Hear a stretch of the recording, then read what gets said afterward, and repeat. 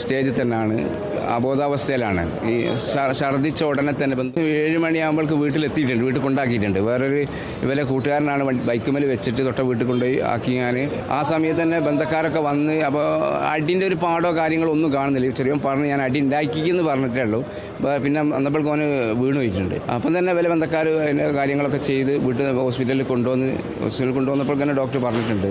പക്ഷേ നമുക്ക് പ്രതീക്ഷിച്ചതിന് അത്ര കിട്ടിയില്ല. കാരണം അടിൻ്റെ വെയിറ്റ് അത്രയും വെയിറ്റുള്ളൊരു അടിയാണ്. ഡോക്ടർ പറയുന്നതെന്ന് വെച്ചാൽ അത്രയും ഒരു വെയിറ്റാണ്. കാരണം എന്തെങ്കിലും ഉപകരണങ്ങൾ വെച്ചിട്ടാണ് ഇത് അടിച്ചത്. വലിയ ഉപകരണങ്ങളല്ല, ആയുധങ്ങൾ വെച്ചിട്ടല്ല.